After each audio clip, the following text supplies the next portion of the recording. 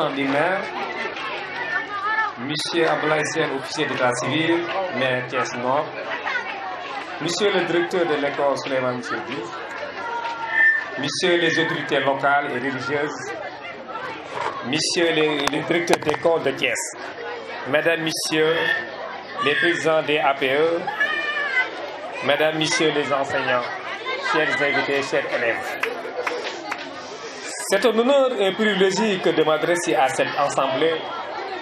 pour célébrer une nouvelle étape dans la vie de l'école Souleymane Michel Diouf de Diakhao, avec une salle informatique rénovée et prête à recevoir élèves et enseignants. L'informatique, les nouvelles technologies constituent une ressource importante dans l'apprentissage car ils transforment en profondeur les connaissances et les aspirations. Dès leur jeune âge, les élèves doivent apprendre les valeurs du numérique, mais aussi les efforts qu'il faut pour fournir en faire un bon usage. Chers élèves, soyez prêts et laissez parler votre imagination, créatrice sans limite, et surtout dans le bon sens, le paradigme a changé et nous devons tous nous y mettre en fin de nos enfants. Élèves aujourd'hui, ne ratent point le train du numérique. Mesdames, Messieurs, moins d'inégalités doit profiter à tous. Et le président de la République, son excellence, le président Macky Sall, contribue favorablement à cela à travers le plan Sénégal émergent. Investi dans l'éducation et son anecdote. Et entre le mouvement Ande Soxla Thiès qu'on travaille dans ce sens, en choisissant le long terme, car nous sommes les acteurs du changement durable. Thiès est en devenir, elle doit profiter du renouveau productif et infrastructurel, mis en place à travers des bijoux comme l'AIBD, l'aéroport de Diass, entre autres pour rendre possible le Sénégal des opportunités pour tous. Pour cela, je exhorte à venir travailler avec nous pour que le développement soit inclusif et solidaire. La seule voie possible, c'est celle du temps de l'action pour répondre aux aspirations légitimes et de tous à une vie meilleure prônée par notre cher président Macky Sall. Travaillons ensemble en 2019 pour lui permettre de finir ce qu'il a commencé. Je vous remercie à votre aimable attention. li ma mën a wax rek mooy ñun ñoo bokk dëkk bi bokk Thiès waruñu am benn sikki sàkk benn rivalité lu ñu yitteel mooy Thiès avancé, Thiès changé, Thiès émergé. bu ñu wax tey politique Sénégal Thiès fii nañu wax tey mooy lan mooy chemin de fer bi ñu wax tey képp ku wax Thiès toujours damay faral di wax mës naa tase benn directeur chemin de fer mu ne ma yow doomu daw ma ne ko man sama papa 1949 la fi nekk moom mooy premier chef de comptable du chemin de fer. donc li may wax rek en passage damay remercier le ministre des infrastructures monsieur Abdoulaye Diallo parce que keroog meeting bi ñu def au niveau de Médina Fall on a fait un lancement là-bas pour dire que Thiès amul lu dul chemin de fer moo tax ñu ngi koy remercier en passage. parce que le lendemain rek automatiquement war na ma nee na man dama ñëw Thiès pour xool li nga xam ne woon président war na ko def biir Thiès de passage maa ngi koy remercier. si loolu si mbokk yi li may wax mooy ñun Thiès moo ñu ñëw waruñu sànte xeer waruñu nekk fii di xula di ngaa yow ñu ñëpp doomu Thiès nañu dañuy war a bàyyante lu am solo mooy action moo am solo. lii ma def maa ngi ñaan képp ku xam ne Thiès moo la ñor nga doon acteur de développement nga doon politicien nga bàyyi di sànnante xeer di wax jiw nañ liggéey pour askan bi Thiès avancé. parce que tey li may faral di wax rek ñun en tant que mouvement Ande Soxla Thiès Habib Niang ñun notre slogan c'est quoi? C'est être plus proche de la population. ñun développement nañuy def ñu ngi ci éducation ñu ngi ci santé bi ñu ngi ci lan ci formation bi li may faral di wax toujours ñun dañuy jàppale son excellence le président Macky Sall si dëgg nañ koy jàppale nañ ko may son dernière chance mu yàggali li nga xam ne maanaam bëggoon na ko def ci biir Thiès. li may sànni message mooy Diakhao Thiali mun naa leen garantir que léegi coupure dina jeex. dina jeex bi Diakhao Thiali parce que gis ngeen Promoville bi dugg na biir Thiès dina law même les écoles comme na la ko xamee sànq du ko sama naataango waxee écoles yi maintenant c'est compétence des maires mais li may faral di wax mooy maires yi il peut pas tout faire il faut que les citoyens ils contribuent jàpp si en tout cas man li may wax rek mooy ñun dañuy jóg pour liggéey ngir defar ñëwuñu fii pour ŋaayoo pour bugg poste bu dara dañuy jóg nag wax nañ ko ñun président Macky Sall dañuy jàppale ni ñu koy jàppale si dëgg pour que Thiès émerge président mu ngi def lu bëri biir Thiès il faut que doomu Thiès waaye nag soit conscient de ça jàppale bàyyi di toog Dakar di nelaw dañu war a ñëw Thiès liggéey biir Thiès comme ñun ni ñuy def biir Thiès li may daaneel rek mooy mbokk yi lii nga xam ne def naa ko tey biir école bi tey defal naa ko école yu bëri mais li may wax rek mooy moi sama kii mooy lan sama slogan mooy école yi incha allah naa continuer di leen jàppale lii nga xam ne def nañ ko fii du fi yem rek même boo leen fàttalee keroog demoon nañu au niveau de crèche seeti les soudemiers te soudemiers pourtant si dëkk bi dañu bokk parce que président bu mu jëlee mandat bi loolu wax mooy son combat c'est combat d'inégalité sociale mooy fu j'ai vu des jeunes dynamique nga xam ne jàng nañ tey ordinateur boo xam ne yàqu nañ ko ñoom ñoo koy defar parce que ñi dañ ne war a jàppale en tout cas lii nga xam ne maanaam incha allah lii ma def ni tey naa ko gën a dolli naa si gën a jàpp enseignants yi tamit li ma leen di wax mooy lan nañu fexe nekk benn bopp jàppalante man de ubbi naa leen sama buntu je suis un cadre de l'administration mais lii nga xam ne maanaam yàlla jox na ma ko ak ay ma partenaire Thiès laa ko yéena ma ko feneen vraiment maa ngi sant yëpp di leen gërëm di leen ñaan yàlla maa ngi jégalu aussi tamit si naaj bi tàng na donc comme toujours li may faral di wax sama gars yi rek ñun suñu wax bëriwul ñu action mooy suñu avocat nañu liggéey ngir Thiès ngir Jaxaaw Thiali avancé jërë ngeen jëf salaamaaleykum merci. Wolof Njaay nee na ñax ak salade duñu benn ku weddi vinaigre ñoo bokk couleur nag ñax verte na salade verte na waaye ñax loo ko vinaigre doo ko lekk te nit nag bu la invité joxu la boisson joxu la jus d'orange naa la jëndal despe joxu la respect te ku ne xam ne ni kuy julloo tegg Fuuta ndax fii la Fuuta féete futul ay tuñ te ku yem ci kees doo fay ginaar. Bonjour, monsieur le directeur, monsieur le président du comité de gestion de l'école, monsieur Habib Niang, président du mouvement And Suxali Thiès, chers maîtres et maîtresses, chers parents d'élèves, chers camarades et chers invités. Je suis très honorée de prendre la parole au nom des élèves en ce jour inoubliable, marqué par l'inauguration de la salle multimédia, restaurée par le généreux monsieur Habib Niang. Très cher papa Habib Niang, au nom des élèves de Cheikh Souleymane Diouf, je vous dis merci pour ce geste noble et symbolique. Cher papa Habib, vous avez compris que l'outil informatique est devenu indispensable pour améliorer la qualité de nos enseignements, cela veut dire apprentissage. Vous avez aussi compris que l'éducation est le moyen le plus sûr pour aider les populations à sortir de la pauvreté.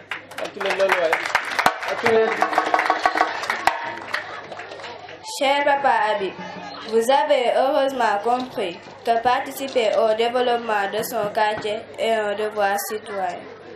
Pour toutes ces raisons, les élèves de l'école Cheikh Souleymane Diouf vous disent encore une fois merci infiniment. Nous vous souhaitons une longue vie heureuse et une réussite totale au sein de votre mouvement And Suxali Thiès. Nous profitons également de cette occasion pour exhorter les parents d'élèves et les bonnes volontés du quartier à suivre la voie tracée par notre très cher papa Habib Niang. di nuyu Habib ñi nga xam ni moo waral mbir mi. nee na mi ngi nuyu directeur école bi ak jàngalekat bi. yàlla baaxee na ko may na ko kattan ak wér. yàlla baaxee na ko may na ko kattan ak wér. ba la mu diggee la woon. ba la mu diggee woon. yàlla baaxee na ko ba mu def ko. yàlla baaxee na ko ba mu def ko. kon ñoo ngi koy gërëm. nee na kon Habib ñu ngi lay gërëm. ñoo ngi koy gërëm. nee na ñoo lay gërëm bu baax a baax. ndax wax dëgg yàlla li nga def lu jafe la. ndax wax dëgg yàlla imaam nee na li nga def lu jafe la. ñëw ci école. nee na ñëw ci école bi.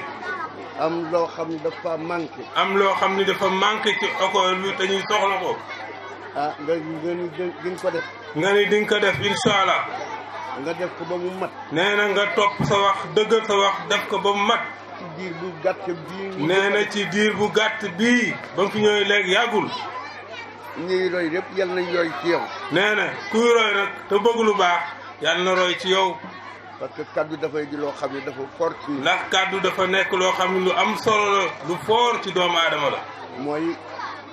bala moo dëgër rek il faut nga matal la nga waxoon. nee na kaddu bala moo dëgër rek il faut nga matal la nga waxoon te yow li nga waxoon matal nga ko. kon école Cheikh Souleymane Diouf dafa am mbégte tey salle informatique bi ñu ngi ko créé depuis 2008 mais moi je l'ai trouvé fermé bi ma ñëwee dañu ko tëjoon kenn daaw ko fréquenté bi ma ñëwee ci lañ ko ubbi ñu commencé ko fréquenté mais dafa dem ba périclité dem ba presque bu ñu fi duggee tamit duñu amal benn njariñ grâce à monsieur Habib Niang mi toog tout à l'heure on va procéder à l'inauguration de cette salle multimédia. Vous allez voir le changement qui s'est opéré grâce à lui. Habib Niang ñu ngi lay gërëm di la sant.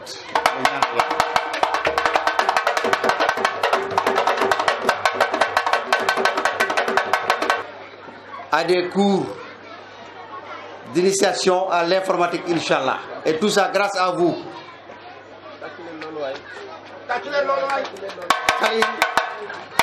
xale yi dinañ ci mën jàng élèves yi mag ñi jàng ci waa quartier bi et on va Inch'Allah informer la population, n'est-ce pas, de la tenue de ces cours d'initiation à l'informatique bientôt. Mais yemul ci loolu Habib Niang yemul ci loolu parce que plomberie toilette bi dafa yàqoon moom moo ko defar boucher moom moo ko defar jël enveloppe bu takku jox ko monsieur Talkhata Fall pour l'organisation matérielle de cette cérémonie. Réparer ñu 11 tables bancs.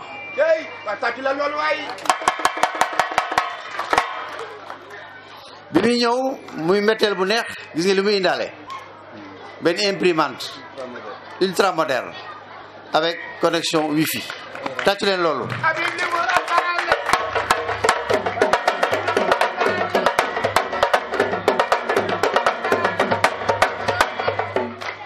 jeexul de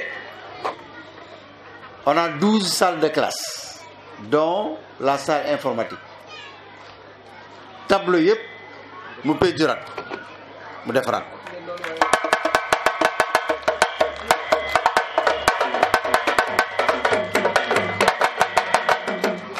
te man li ma ci gën a yéem dafa gaaw parce que daf fi ñëw grâce à monsieur Talkhata Fall ndax moom moo ko démarché naa bëgg ñu kàcc moo bëgg Bamba bi mu yégee ne Habib Niang dafa wër ci école di def lu baax coonaa Capong CM Jaxaw base Daaru Salaam CM Jaxaw base complexe la ndax dafa am école primaire bu fa nekk muy capitaine Moussa Diop ak CM bi CM Jaxaw base Makkaan Jabaate moom ci loolu luy yëngu école lay dem di fa def dooleem loolu moo am solo gis nga àdduna bi léegi Sénégal léegi ñëpp yeewu nañu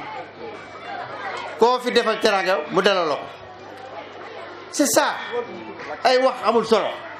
da ngay ñëw def li ngay def nit ñi delloo la njukkal bisu tey bi loolu nag dañ ko bëgg a delloo njukkal ay bien kontaan nañu yàlla yàlla fa te di nga xam ne kontaan nañu parce que j'ai fait tout à l'heure une entorse protocolaire. Je m'excuse. Je ne sais pas si je l'ai nommé. C'est monsieur le président du comité de gestion de l'école qui est là présent, monsieur Ablaye Ndiaye. Moom ak équipe pédagogique ak ñëpp ñu ngi lay remercier et vous assurer de notre soutien dans tout ce que vous entreprendrez. Inch'Allah. Invité yi nga xam te ne ñëw nañ ñëpp doyen cité na leen du ma fi nekkaat di leen citer di nuyu l'honorable donateur Habib Niang je ne le connais pas tey laa koy doog a gis mais gisuma la mais dégg naa la parce que collègues yu bëri ñu ngi may wax ak ay nit yu bëri ñu ngi may wax ci dëkk bi jëf yu baax yi nga xam te ne yaa ngi koy def ci école yi. Je préfère un homme comme ça qu'un homme qui parle et qui n'agit pas. Parce qu'il y a beaucoup de gens qui sont venus ici à l'école nous faire des promesses, nous dire de belles choses, mais qui ne l'ont pas réalisées. Et vous l'avez fait. Donc, vous méritez notre reconnaissance, vous méritez notre gratitude et tout ce qu'il y a comme bon. Ce que vous avez fait est un geste inestimable. Parce que c'est à l'image de la mosquée. Les mosquées ak école képp koo xam te ne jël nga sa alal nga def ko ci yaa ngi jaamu yàlla te école bi ni ko directeur waxoon ay sommité ñu ngi fii jaar nañ fii lañ jàngee mais kenn ku nekk su defoon lenn li nga def lu ndaw rek kon kenn waxatul école bi kon ñu ngi la ci remercier bu baax donc ci action bi di la wax jazakallahu parce que merci warul weesu loolu donc jazakallahu di la laaj nag aussi que ne bul yam foofu bul yam tout simplement que ne danaa def suma entrée tout simplement mais que ça soit périn la pérennité aussi nous voulons que ça soit périn cet acte. Mais Habib vraiment geste bi nga def toute la communauté de Diakhao ñu ngi la ciy remercier boobu il faut ñu accepter ko parce que dafa am adage buy wax ni qui donne à l'enfant prête à Dieu. Aujourd'hui vous n'avez pas donné le matériel à l'équipe pédagogique non. Vous ne l'avez pas donné au ministère mais vous l'avez offert à nos enfants. te wax fa dëgg yàlla xale da di kumpa mën na doon lu ne donc ci biir ñii nga ko jox xëy na sax le futur président de la république mi ngi ci te xale dafay fàttaliku lu bëree bëri donc geste bii nga def peintiraat salle multimédia bi karale ko defar ci électricité bi indil ñu imprimante plus des rames de papier ñun ñi nga xamante ni ñi ngi ci niveau central bi au niveau de l'inspection xam nañu ban apport nga amal communauté bi donc toute la communauté vous dit merci donc lépp loo ci def yàlla na ko yàlla ful lu bëree bëri daal di la koy delloo yow ak équipe bi nga àndal yépp réalisation yu le président du mouvement Habib tàmbalee def au sein des écoles des hôpitaux des mosquées ñi ma jiitu woon ci kàddu gi wax nañ ko di leen wax rek ni le président Habib Niang mouvement And Suxali Thiès travaille pour la réélection du président Macky Sall. Habib Niang dafay jàppale la politique du président Macky Sall en faisant des actions concrètes ndax su ngeen gisee lii du fii la ko njëkkee te du fii la yem école yi ñu dugg bëri na hôpitaux yi mu dugg bëri na te siège bi mi ngi fii Jaxaaw donc yéen waa Jaxaaw Habib Niang mi ngi leen di tàllal loxo pour ngeen ñëw jàppale ko ci mouvement bi pour ñu falaat le président Macky Sall. am nañ nag réseau des enseignants am na mouvement des femmes am na groupe des sages képp ku nekk fi nga sentir sa bopp sunu siège tëjuwul à tout moment am na ay permanents yu fa nekk bu ngeen ñëwee su ngeen soxlaa gis président wut rendez-vous su ngeen soxlaa gis président famille enseignants yi moi je suis le coordonnateur sama naataango yi ma àndal ñi ngi fi su ngeen ñu bëggee gis di ngeen ñu rencontrer di leen wax rek waa Jaxaaw c'est la zone nord et qui gagne zone nord gagne Thiès qui gagne Jaxaaw gagne la zone nord kon nag yéen waa zone nord Habib mi ngi nii di leen tàllal loxoom ngeen wuy su ko massifier mouvement bi ndax Jaxaaw ku ñu yëkkati Thiès yépp gis la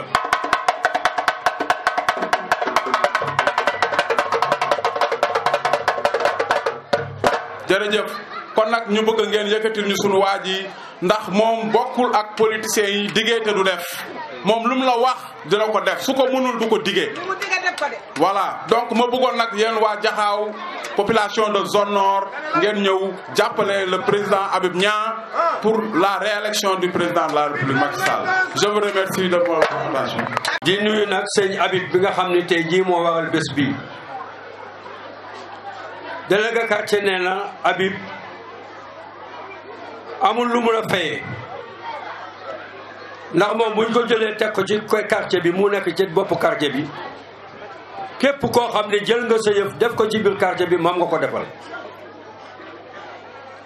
kon Habib alaaj Goom ak Njaay nee na mu ngi lay sant di la gërëm di la ñaanal yàlla. sa taxawaay ci gox bi gis na ko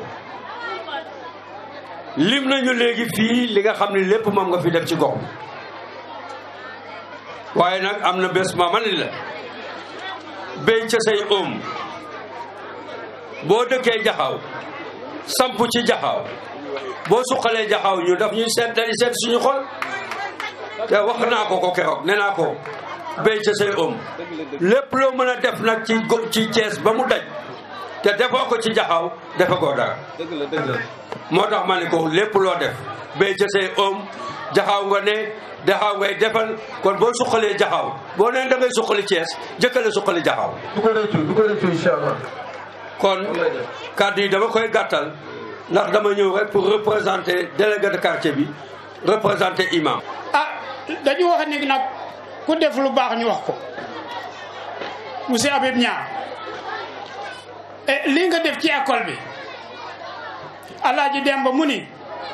mu ngi lay ñaanal yàlla mi nga xam ni moo man te moo am te moo sañ yal na la yàlla fay yaa xam li nga bëgg yal na la ko yàlla defal ndax lu toll na école doomi nit ñu baax yëpp di fi jànge doomi jullit yi chrétien yi ñëpp fi la seen doom di jàng kon boo fi defee loolu ñëpp nga ko defal dëkk bi yëpp nga ko defal ñu di la encouragé ci taxawaay bi nga taxaw ci def lu baax ndax kenn du def lu baax ba am lu bon ni nga koy defee ci école yi ñoo ngi lay woo it ci jumaa yi maa ngi lay woo boog ci jumaa Thiali Nord nga jàpp ci ndax kat nun li nu am mooy diine ji ak école yi ak doomu aadama yi Alaaji Demba mu ni moom daal kontaan na monsieur Sène nee na kontaan na ci yow bu baax kontaan na ci liggéey bi kontaan na ci maître yi fi nekk yépp kon tey suñu gisee vraiment koo xam ne dafa jël alalam vraiment mu nekk lu dis mu dugal ko ci école bi mënuñu vraiment lu ñun population Thiali ñun population Jaxaaw waa commune Thiès Nord vraiment di ko remercier ci loolu vraiment laa moon li may wax di gërëm ñëpp di sant ñëpp asalaamaaleykum wa rahmatullah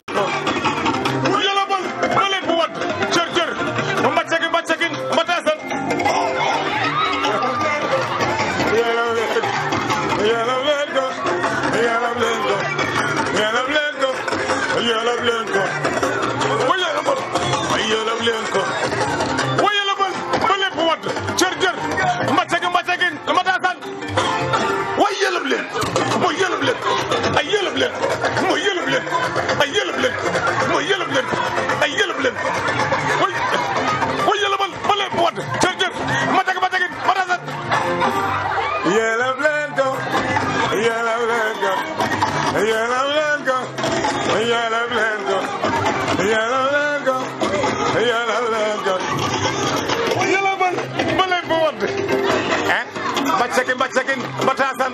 cer ya lerga